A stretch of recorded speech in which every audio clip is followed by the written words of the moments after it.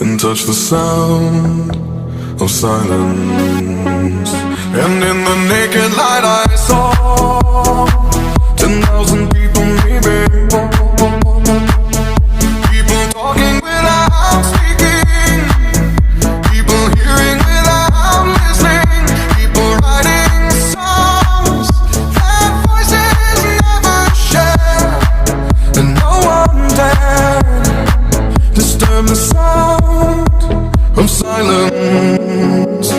Fool said, you do not know. Silence like a cancer grows. Hear my words and I might teach you. Lay my arms and I might reach you. But my words, like silent raindrops, fell